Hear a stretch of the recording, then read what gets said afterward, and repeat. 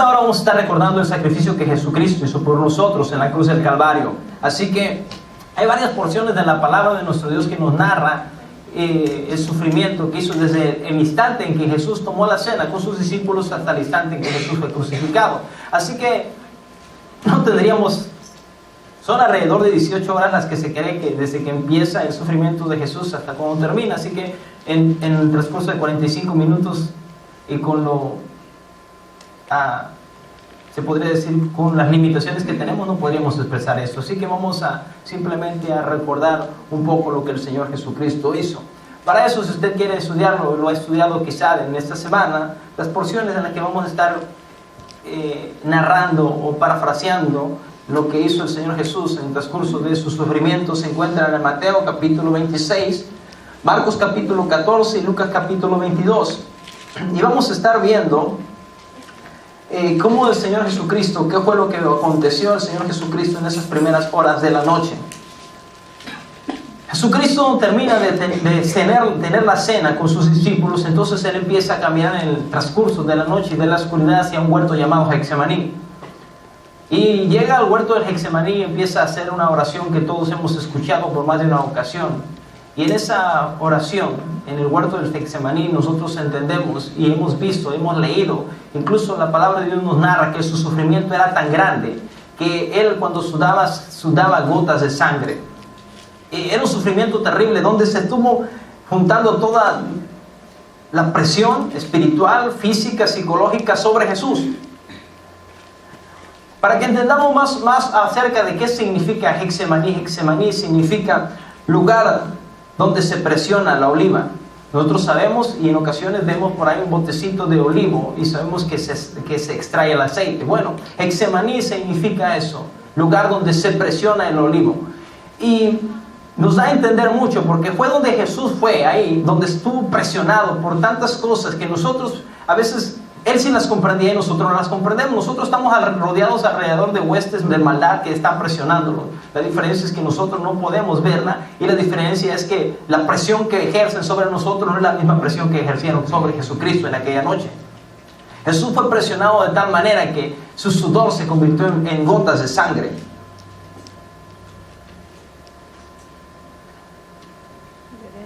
Jesús sufrió. Pero solamente era el comienzo del sufrimiento psicológico que estaba llevando, un sufrimiento espiritual que estaba llevando.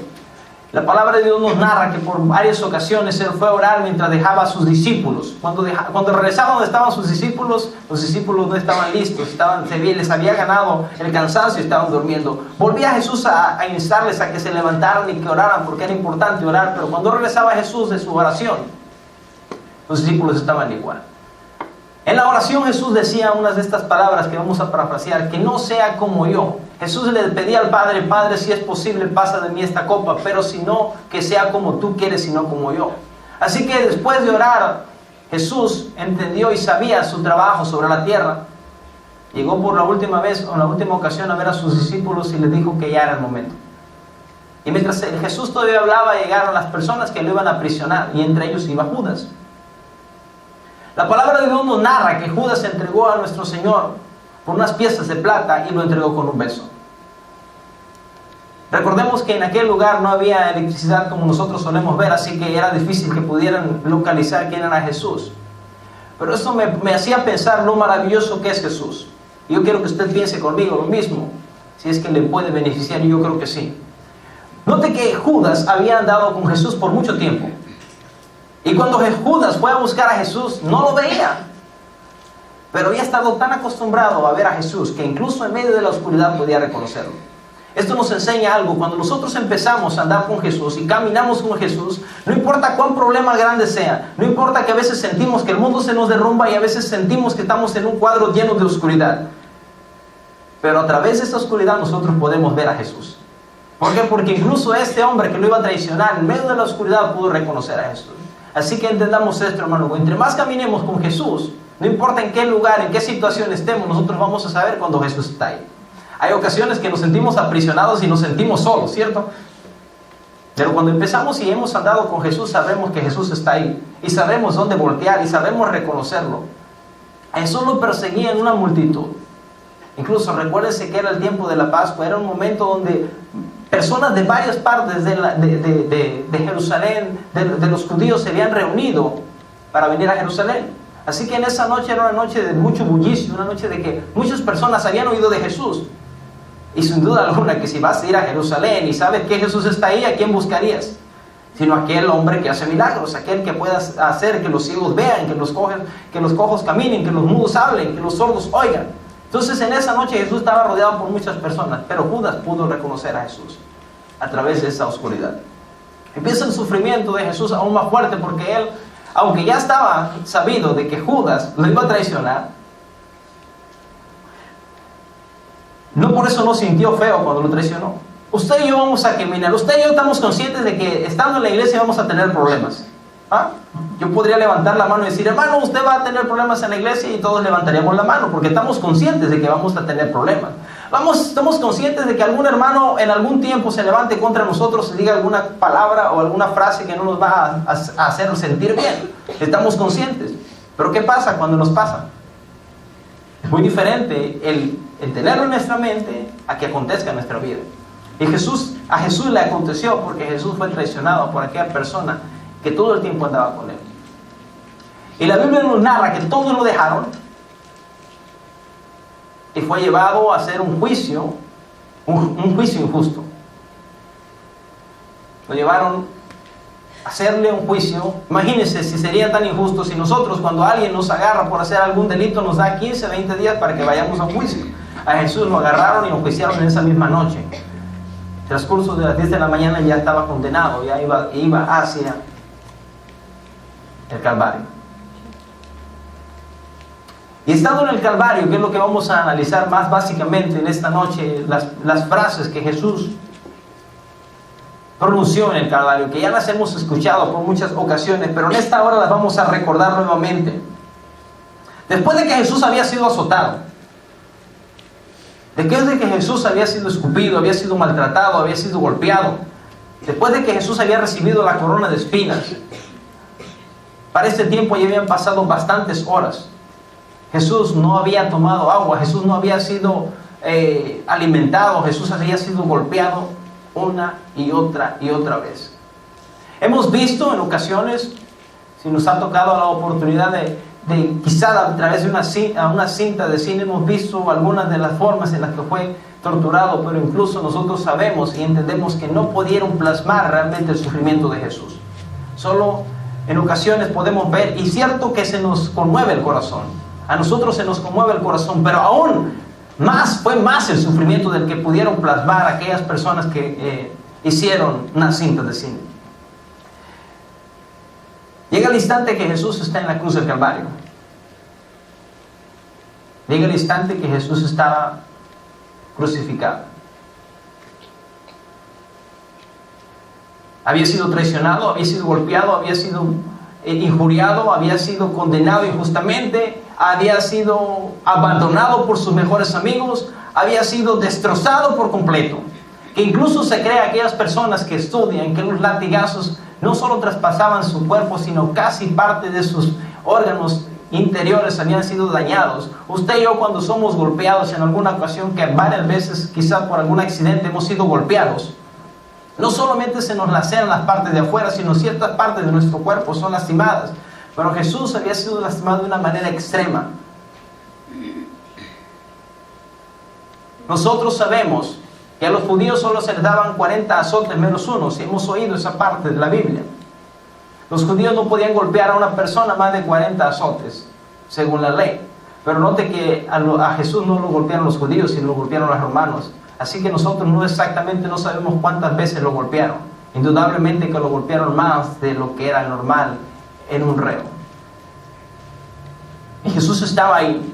Y vaya conmigo porque vamos a oír la primera frase que Jesús pronunció ahí. ¿Por qué les narraba estas partes? Porque nosotros debemos, cuando oigamos esta primera frase que Jesús compartió con el pueblo, nos daremos cuenta de su gran amor hacia la humanidad. Lucas capítulo 23, versículo 34.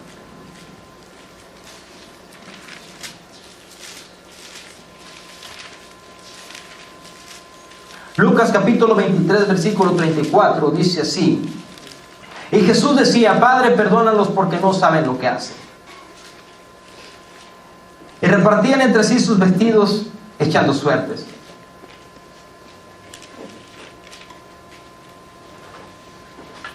La primera frase que Jesús pronunció en la cruz del Calvario es, Padre, perdónalos porque no saben lo que hacen. Esa frase es una frase de perdón.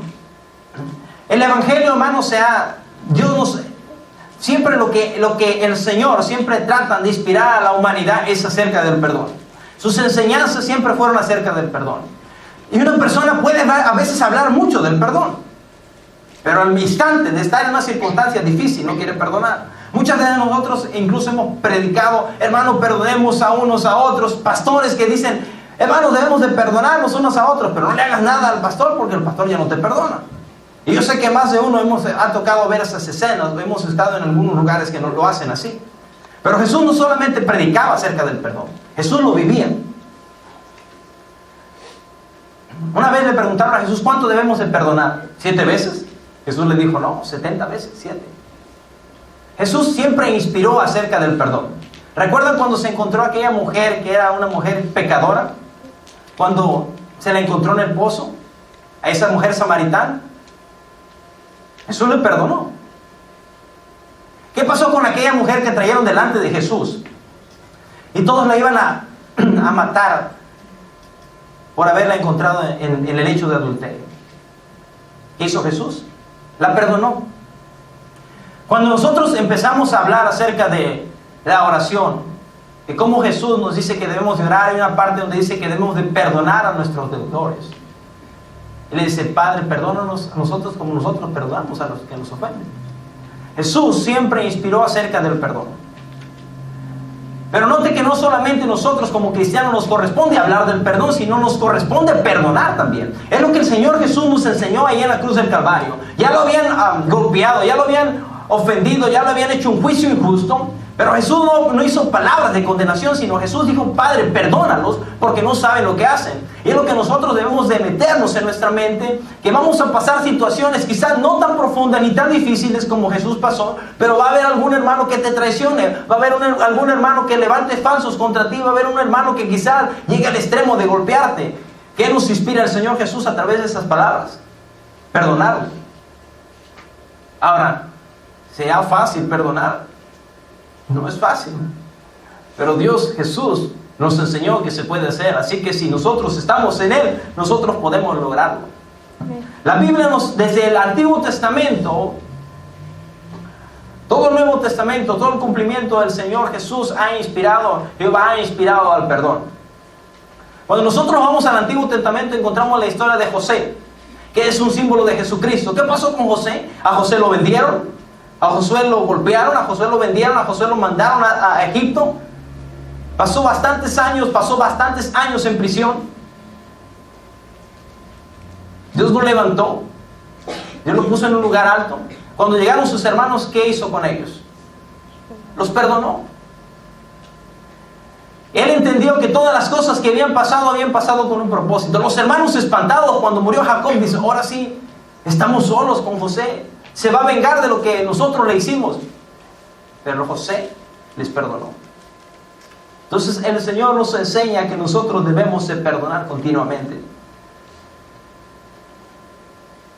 Todo el ministerio que Jesús estuvo sobre la tierra se dedicó a perdonar. Y hasta el último instante, estando bajo presión, Jesús perdonaba. Así que nosotros debemos de aprender a perdonar. No solamente a aprender a hablar del perdón, sino a aprender a perdonar. Si nosotros queremos realmente vivir las palabras o las frases que Jesús dijo en la cruz del Calvario.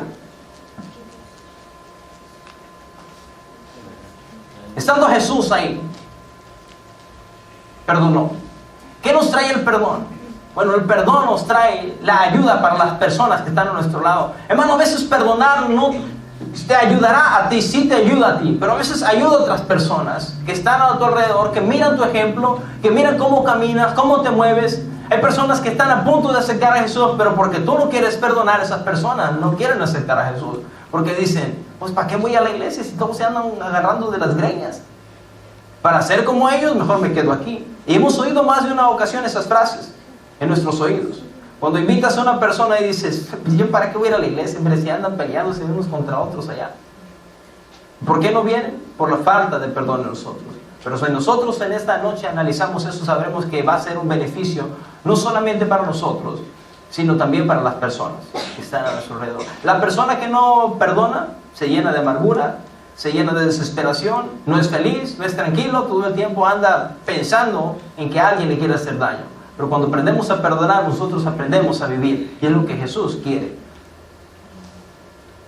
Y vamos a ver un ejemplo. Jesús perdonaba a todas las personas que le injuriaron. Y entre las personas que estaban ahí que le injuriaban había dos hombres que fueron crucificados con ellos. Vaya conmigo a Lucas 23, versículo 39. Dice así: uno de los malhechores que estaba colgado le injuriaba diciendo: si tú eres el Cristo, sálvate a ti mismo y a nosotros.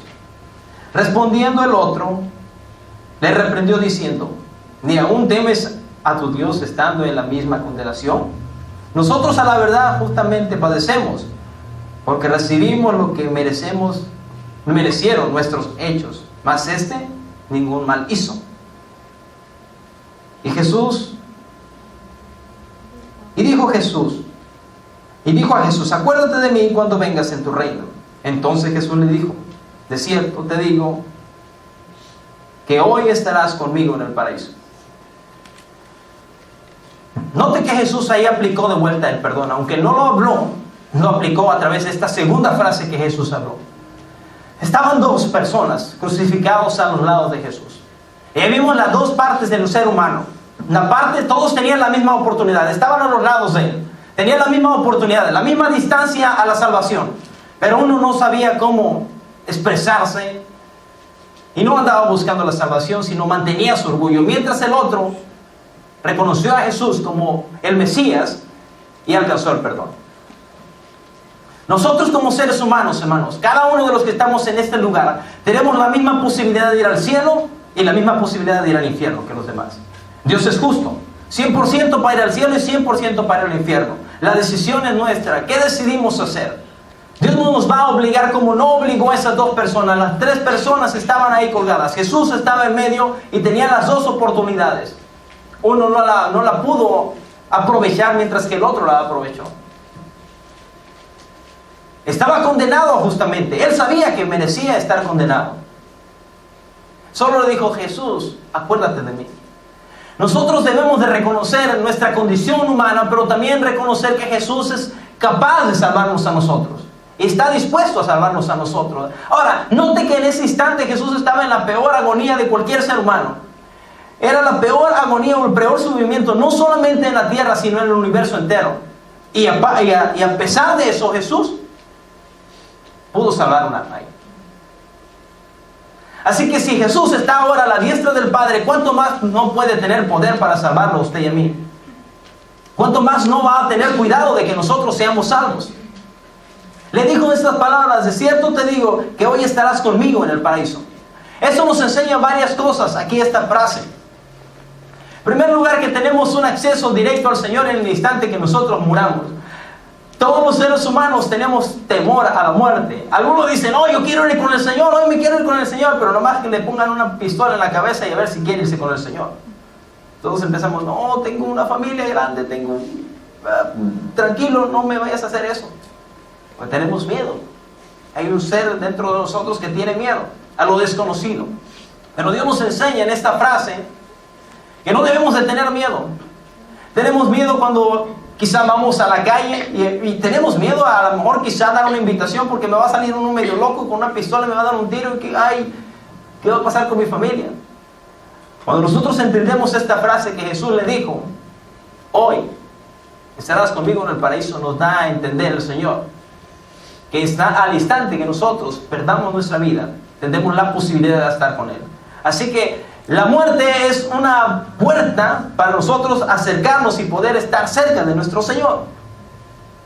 Ahora, esta frase rompe todas las creencias de otras religiones, que tienes que pasar por el purgatorio, que tienes que estar en el Seol, que tienes que estar en ciertos lugares. Dice que aquí nosotros tenemos acceso directo. Por nosotros, por usted y por mí, no tienen que estar rezando todavía. Porque nosotros al instante que moramos vamos directamente al paraíso. Dice, hoy estarás conmigo en el paraíso. Dándonos a entender que, hermano, no nos preocupemos por las situaciones que estemos pasando. Cada uno de nosotros tenemos la posibilidad en nuestra vida humana de llegar a enfermarnos de una enfermedad incurable. Y también tenemos la posibilidad de que Dios diga, no te voy a sanar. Pero no nos preocupemos, porque a pesar de todas las cosas, nosotros tenemos la oportunidad de llegar más cerca y más rápido al Señor. Porque Dios es un Dios de vivos, no de muertos. Vámonos a entender esta frase, que al instante que nosotros partamos, estaremos con el Señor Jesús. Dios está esperándonos a nosotros. Nosotros nada más debemos estar preparados para ir con Él. Juan capítulo 14, versículo 1. Y estas palabras se hablan para que nosotros no tengamos temor. Dice, no se turbe vuestro corazón, creed en Dios, creed también en mí. En la casa de mi Padre muchas moradas hay. Si así no fuere, yo os hubiera dicho. Voy pues a preparar lugar para vosotros. Y si me fuere y os prepararé el lugar, vendré otra vez y os tomaré a mí mismo, para que donde yo estoy, vosotros también estéis. El Señor nos hace la promesa de que nosotros tenemos la posibilidad de estar con Él al instante que nosotros perdamos nuestra vida. Ese varón toda la vida se la pasó robando, toda la vida se la pasó haciendo males junto con su compañero, pero él tuvo la oportunidad de ir al cielo, mientras que el otro tuvo la oportunidad y fue en directo al infierno. Nosotros cada día que vivimos tenemos la oportunidad de decidir a dónde vamos. Esperemos que cuando cerremos nuestros ojos nosotros despertemos al lado de nuestro Creador. Ese debe de ser nuestra inspiración, ese debe de ser nuestro pensamiento continuo. Amén. Vámonos a Juan capítulo 19, versículo 25.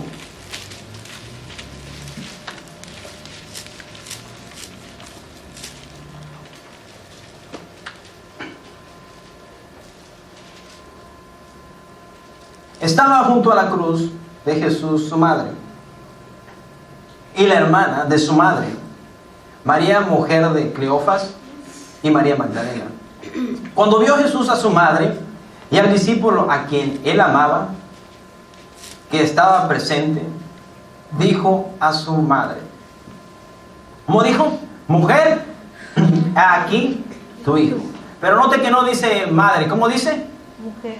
Mujer. Y vamos a hacer una pausa. Cada vez que Jesús hablaba con su madre, no le mencionaba como madre. ¿Recuerdan cuando el primer milagro de Jesús? Viene María y le dice, no hay vino. ¿Y qué le dice Jesús? ¿Qué tienes conmigo, mujer? Siempre le hablaba acerca de mujer y no de madre.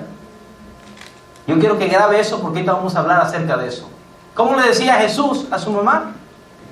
¿Jóvenes? ¿Cómo? Mujer. Le decía mujer. Leemos el 27. Después dijo al discípulo, he aquí tu madre. A él sí le dijo que era su madre. Y desde aquella hora el discípulo la recibió en su casa. Esta parte de la palabra de Dios nos enseña algo importante acerca de Jesús y acerca de nuestra vida como cristianos. Jesús tenía cuidado de su familia. Jehová, cuando le instituyó las leyes para el pueblo de Israel, una de las leyes era que tenía que cuidar a las personas más ancianas que ellas, a las viudas, a los huérfanos, a las personas que necesitaban. Era una ley para el judío cuidar de su familia. Y vemos que Jesús en esta parte, Jesús estando en los grandes problemas que estaba, en la situación, en el dolor, Jesús no se olvidaba de sus responsabilidades. Eso nos enseña que nosotros no debemos de olvidar de nuestras responsabilidades a pesar del sufrimiento que nosotros podamos pasar. Hermano, a veces nosotros empezamos a servir a Dios, pero viene algún problema y lo primero que queremos decir, ya no quiero seguir. Hermano, es que está muy fuerte, está muy difícil. Pero ¿qué nos enseña Dios? ¿Qué nos enseña Jesús aquí? Y a pesar del sufrimiento, él no dijo, yo voy a dejar esta parte del ministerio, mejor luego le echo más ganas. No, dijo, tenía el cuidado de su madre. Así que nosotros como cristianos, hermanos, si llegamos a pasar una situación difícil en nuestra vida, debemos de recordar incluso que tenemos que servir a Dios. Nuestra responsabilidad con nuestros hermanos a nuestro alrededor. Éxodo capítulo 20, versículo 12, nos habla acerca de un mandamiento que nos encanta cuando los jóvenes lo recitan. ¿Cómo dice, jóvenes? Éxodo 20, 12. Honra a tu padre y a tu madre. ¿Para qué? En el Antiguo Testamento era una ordenanza de Jehová Dios al pueblo de Israel. Honra a tu padre y a tu madre. Jesús sabía y entendía esta ordenanza, así que cuando estaba en la cruz del Calvario, en el momento en que no podía hacer nada físicamente, estaba maniado de sus manos, estaba clavado de sus manos, clavado de sus pies. Lo único que quizá podía mover era un poco su cuello, pero indudablemente no lo quería hacer, porque recuerden que el dolor inmenso que tenía sobre su cabeza era grande. Pero aún en ese instante, él se estaba acordando de que tenía que honrar a su mamá, a su madre. Su padre no lo menciona en la palabra de Dios. Los historiadores creen que para ese tiempo José ya había muerto. Por eso Jesús se preocupaba más por su madre. ¿Por qué? Porque no tenía nadie que lo cuidara, así que viene y la deja encargada. Nosotros debemos de entender que tenemos una responsabilidad. Es una bendición la que Dios nos ha dado, pero debemos de cumplir nuestras responsabilidades hasta el último instante de nuestra vida. Eso nos va a traer más bendición y vamos a agradarle al Padre, que es el propósito por el cual vivimos, ¿cierto? Santiago capítulo 1, versículo 26. Hablándonos a nosotros. Si alguno se cree religioso entre vosotros, ¿entre quién? De vosotros. Y no refrena su lengua, sino que engaña a su corazón, la religión del tal es vana. Pero vamos a leer el versículo 27. La religión pura y sin mácula delante de Dios el Padre es esta. ¿Cómo dice? Visitar a los huérfanos y a las viudas en sus tribulaciones y guardarse sin mancha del mundo. Pero las primeras dos cosas que dice, en pocas palabras, tener responsabilidad con las personas que están a tu alrededor. Tenemos una responsabilidad como padre con nuestros hijos, esposa con su marido, esposo o hombre con su mujer, hijos con sus padres. Es una cadena de responsabilidad que Dios nos ha puesto. No solamente debemos de entender que los hijos tienen que honrar a los padres, sino que también los padres de una manera tienen que honrar a sus hijos. Y las esposas a los esposos y los esposos a las mujeres también. La Biblia nos enseña que nosotros como esposos debemos de amar a nuestra esposa como nosotros mismos. Así que, pese a las circunstancias que nosotros pudiéramos pasar en nuestra vida, nosotros entendemos o debemos saber que hay una responsabilidad. A veces nos duele la cabeza y ya no queremos soportar al esposo o a la esposa. Ay, vete de aquí, me duele la cabeza. Jesús no le dolía la cabeza. Se cree que quizás más de 1 centímetro de espina había traspasado su cráneo. Así que el dolor de cabeza era inmenso. Pero Jesús, a pesar de ese dolor de cabeza inmenso, Él se preocupaba. Si hubiese podido Jesús en ese instante bajarse de la cruz y abrazar a María, lo haría. Pero no lo hizo por usted y por mí, pero deseos sí los tenía. Él honraba a su padre y a su madre. Y eso es lo que nosotros debemos de aprender en esa frase que Jesús nos inspira en la cruz del Calvario. Vaya conmigo a Mateo capítulo 27, versículo 46. Cerca de la hora novena, Jesús clamó a gran voz diciendo: Elí, Elí, lama sabactani. Esto es: Dios mío, ¿por qué me has desamparado? Algunos de los que estaban allí decían al oírlo: a Elías llama este. Vamos a leer otra parte donde lo vuelve a mencionar. Marcos capítulo 15, versículo 33. Dice así: cuando vino la hora sexta, hubo tinieblas sobre toda la tierra hasta la hora novena.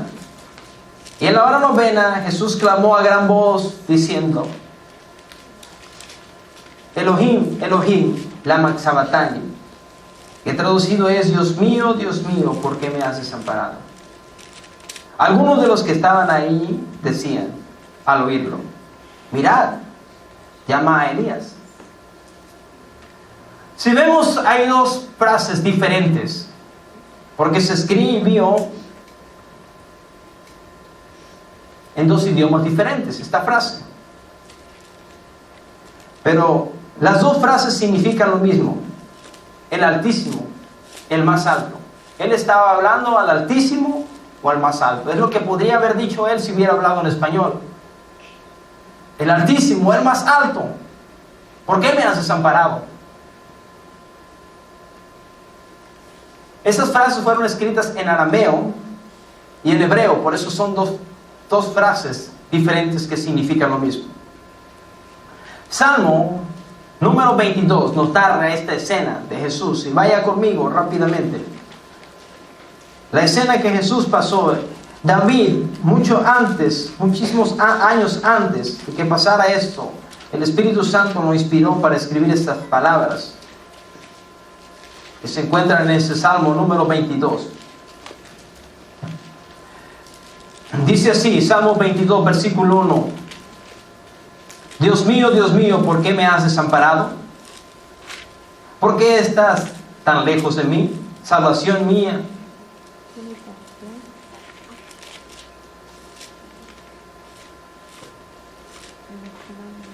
Dios clama.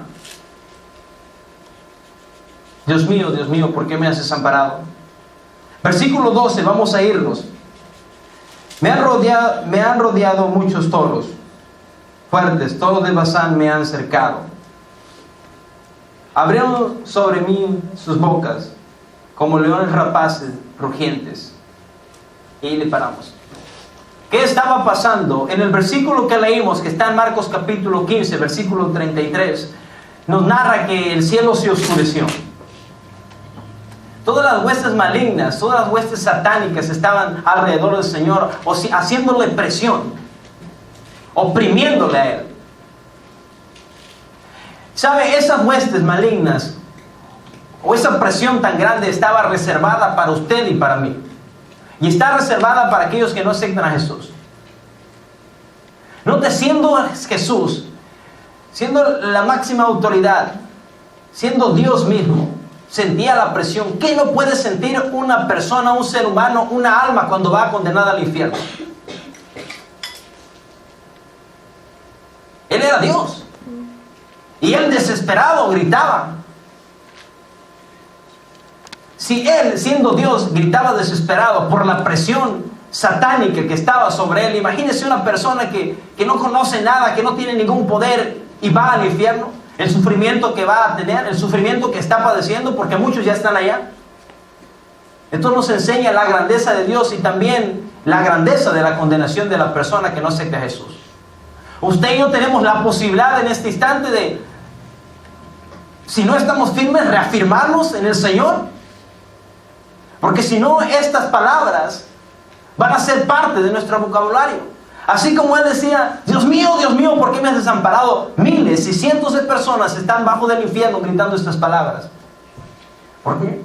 No porque el Señor los haya desamparado, sino porque el ser humano no entiende la magnitud de la condenación.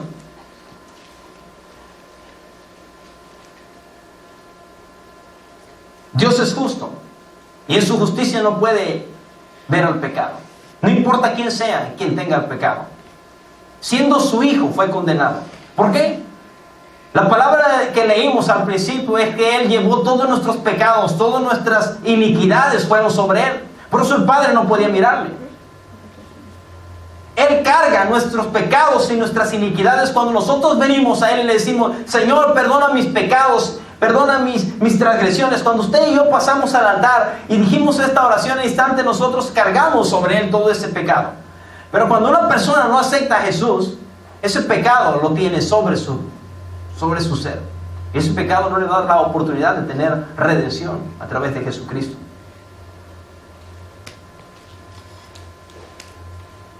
El libro de Deuteronomio capítulo 31 narra lo que podría pasarle a una persona que se alejaba de Dios. Deuteronomio 31, 17 dice las siguientes palabras: y se encenderá mi furor contra él en aquel día, y lo abandonaré, y esconderé de ellos mi rostro, y serán consumidos, y vendrán sobre ellos muchos males y angustias, y dirán en aquel día: no me ha venido estos males porque no está mi Dios en medio de mí.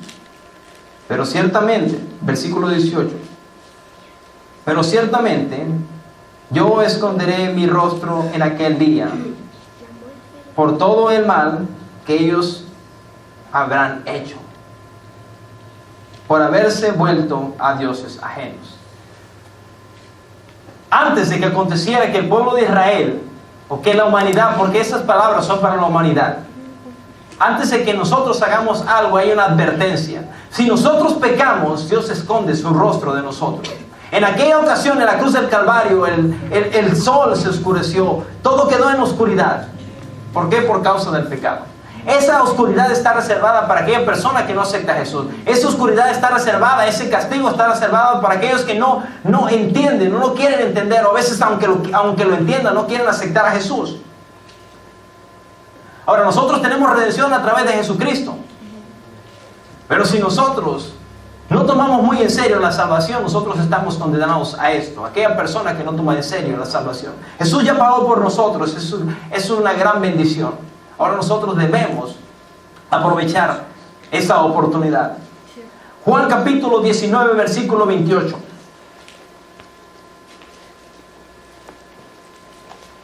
Después de esto, sabiendo Jesús que ya todo estaba consumado, dijo para que las escrituras se cumpliesen: tengo sed. Y estaban ahí una vasija llena de vinagre. Entonces ellos empaparon en vinagre una esponja, y poniéndola en un hisopo, se le acercaron a la boca. La frase que vemos ahí es: tengo sed. Hace bastantes años atrás, buscando acerca de la vida de los romanos, llegué a encontrar una parte donde mencionaban la esponja. Y algunos de ustedes ya han oído esa parte, pero la quiero repetir porque para mí se me hace muy importante. Los romanos, cuando usted busca, puede buscarlo en un diccionario, puede buscarlo en cualquier parte donde habla acerca de los romanos, y parte del traje de los romanos cuando ellos iban a la guerra era ciertamente su casco, la pechera, su escudo, sus espadas, sus lanzas. Pero parte de su equipaje que ellos llevaban era una pequeña esponja como el tamaño de mi mano, así, con una pequeña vara como de un pie, y esa la agarraban para papel higiénico. Era la función de esa esponja. Los romanos usaban esa esponja como papel higiénico. La Biblia nos dice que ahí estaba el vinagre, y agarraron una esponja. ¿Por qué digo que es casi 100% estoy seguro que era una esponja de esas? Porque ¿para qué llevarían otra esponja si eran soldados? Los soldados romanos estaban acostumbrados a andar con su equipo que pesaba alrededor de 30 kilos todos los días. No lo quitaban para nada. Entonces ellos lo que tendrían sería esa esponja cerca de ellos. ¿Y usted se imagina la humillación de que usted pidiendo un poco de agua, pongan con algo que hacen la higiene para que le den de tomar? La humillación tremenda que recibió a Jesús. ¿Y para qué lo hizo? Dice que para que se cumplieran las escrituras. Porque Jesús hace que todas las cosas se cumplan tal y como Él las inspiró que se cumpliesen. A veces a nosotros no nos gusta hacer ciertas cosas porque decimos, pero ¿para qué las hago? Jesús, siendo Jesús, pudiendo cambiar, porque Él puede cambiar lo que quiera, Él es soberano, Él cumple lo que Él dice, no importa la humillación que pueda pasar. Así que nosotros debemos también de entender esto, hermano, que nosotros debemos estar dispuestos a pasar humillaciones por Jesús para que se cumpla lo que Dios ha dicho en nuestra vida. Usted y yo fuimos llamados con un propósito, para servir a Dios. Llegará el instante que pasemos ciertas circunstancias difíciles. Nosotros debemos de dejar que Dios haga su voluntad en nuestra vida.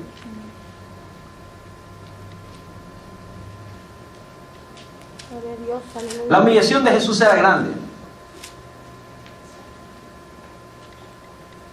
Pero Él permitió que todo se cumpliera.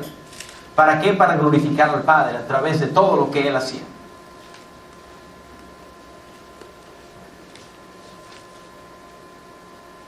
Versículo 30 de Juan 19 dice esto. Juan 19:30. Cuando Jesús hubo tomado el vinagre del que estábamos hablando, que estaba en la esponja, dijo: consumado es. Y habiendo inclinado la cabeza, entregó el Espíritu.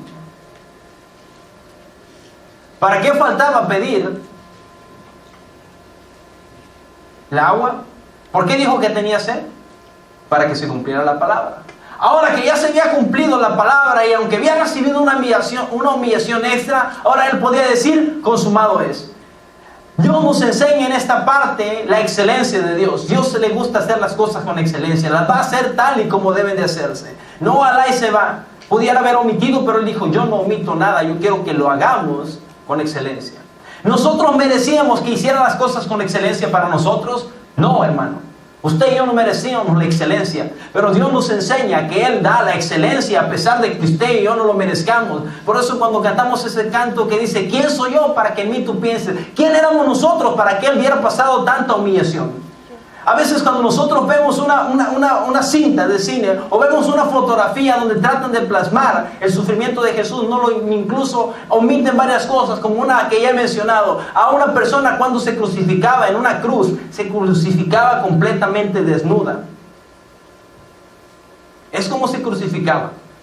No se crucificaba con un paño enfrente de su cuerpo. Se crucificaba completamente desnudo. A nosotros, si alguien nos quisiera exhibir desnudos, sería la vergüenza más grande del mundo. Y no querríamos salir a la calle nunca más, ¿cierto? Que alguien viniera y nos sacara desnudos a la calle sin que nos golpeara con eso. Nosotros no queríamos en ningún instante volver a salir de la calle. Quizás nos cambiaríamos el rostro, nos pintaríamos el cabello, pero no quisiéramos que nos reconocieran. Porque es vergonzoso para el ser humano estar desnudo. Pero el Hijo de Dios fue desnudado y fue ultrajado enfrente de, no solamente de un par de personas, sino enfrente de un público gigantesco que lo admiraba, que se burlaba de Él, que se reía, que se gozaba de lo que había sufrido. Y lo hizo con excelencia por usted y por mí. Así que nosotros, cada vez que hagamos algo para el Señor, debemos recordar que Dios lo hace con excelencia y nosotros debemos de hacerlo con excelencia. Él pidió la agua, decía que tenía sed porque Él quería cumplir todo. Ahora que lo había cumplido, dice Él: consumado es. La salvación ya es tuya, es lo que está diciendo en esta parte de la palabra de Dios. Hijo mío, ya no necesitas hacer nada, tú ya eres salvo, solamente recibe la salvación.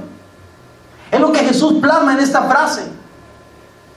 Usted y yo ya no necesitamos hacer nada para ser salvos. Nosotros somos salvos por fe. Nosotros, si vamos a hacer algo de hoy en adelante, lo vamos a hacer no por la salvación, sino ahora porque ya somos salvos. No es para ganarte la salvación. Por gracia somos salvos por medio de la fe, dice la palabra.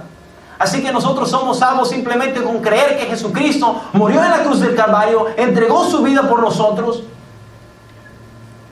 porque está consumado. Ya nos ha perdonado Él. Su obra era perfecta, su obra era eterna y su obra es gratuita. Es perfecta, eterna y gratuita. Porque es perfecta, no necesita volverse a hacer. Eso es lo que lleva a la excelencia. Cuando tú haces algo perfecto, ya no necesitan componerle. Pero cuando nosotros hacemos una cosa media, va a tener que componerla a alguien más. Así que eso debemos de entender o meter en nuestra mente. Hagamos las cosas para el Señor hasta donde esté nuestro alcance con la excelencia, porque nadie la va a poder mejorar, porque es perfecta. Como lo que hizo el Señor Jesucristo en la cruz del Calvario fue perfecto, lo hizo con excelencia para que nadie dijera le faltó algo. No, está completa la salvación para usted y para mí. Simplemente nosotros debemos de dejarnos en sus manos y decir, Señor, acepto esta salvación, acepto esto que hiciste por mí perfectamente, lo acepto. Lucas capítulo 23, versículo 44.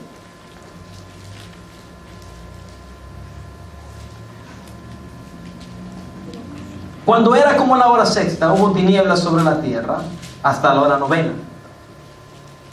De la hora sexta a la hora novena son 3 horas de oscuridad, 3 horas de presión, 3 horas de que los demonios andaban haciendo fiesta alrededor de Jesús, burlándose. Y ahora ya no era solamente la humanidad, sino eran los demonios alrededor de Jesús, burlándose. Yo no sé cuántos de ustedes les ha tocado tener una experiencia espiritual de esta magnitud, pero en ocasiones a las personas que nos ha tocado tener una experiencia espiritual de esa magnitud, hermano, si hoy con una pesadilla usted ya quisiera que alguien los despertara. Yo no sé cuántos de ustedes les han tocado pasar incluso nada más una sola pesadilla. Una persona está en una pesadilla y está soñando con espíritus que lo presionan y grita, gime, deseando que alguien los despierte. Note que no era una pesadilla lo que estaba viviendo Jesús, era algo real, algo, demonios, espíritus, potestades que estaban sobre él, oprimiéndolo, dándole presión a Jesús. ¿Durante cuánto dijimos? De la hora sexta a la hora novena. Nada más para que entendamos, quizá en nuestro poco entendimiento, la presión que estaba recibiendo a Jesús sobre él en el área espiritual. Versículo 45. El sol se oscureció y el velo del templo se rasgó por la mitad. Entonces Jesús clamó a gran voz. Dijo: Padre, en tus manos encomiendo mi espíritu. Y habiendo dicho esto, expiró.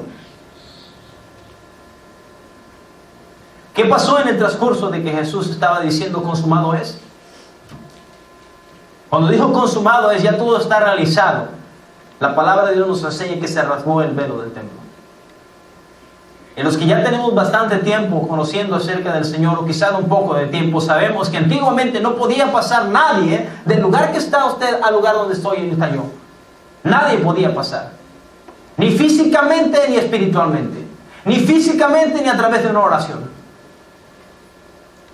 Lo único que podía hacer la persona es llegar a las puertas y decirle al sacerdote que él pidiera por él. Pero cuando Jesús entrega su vida en la cruz del Calvario y nos da acceso a nosotros, a que nosotros podamos hablar directamente con él. Aleluya.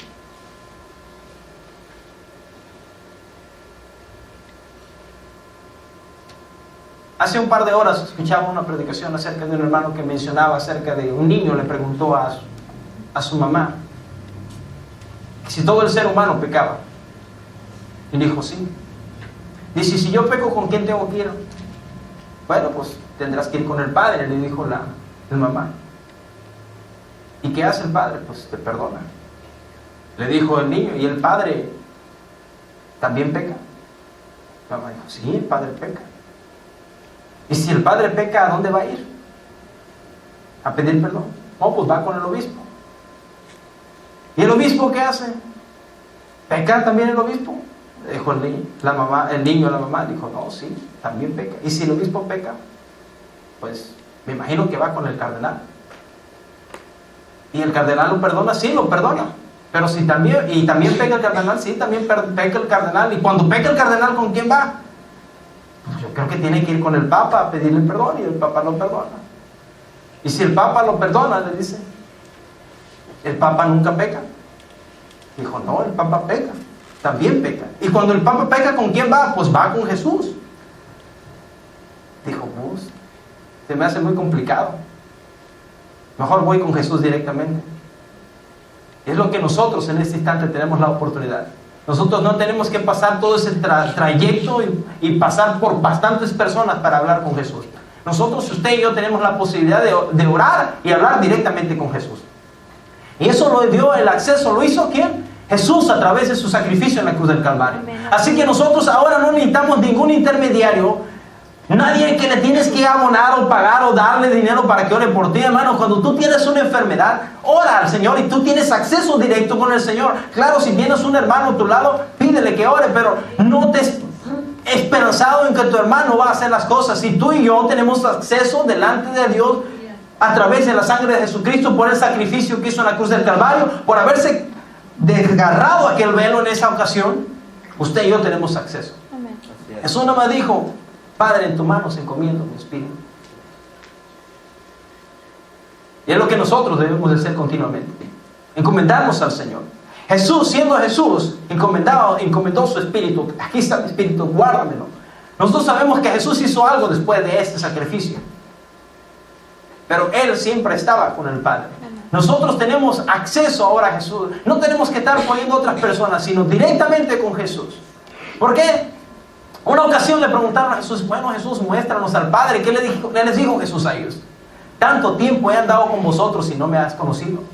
Entonces, cuando nosotros vamos con Jesús, vamos directamente con el Padre. Así que cuando nosotros encomendamos nuestra vida, nuestros pasos, lo que hacemos a Jesús, estamos directamente con el Padre.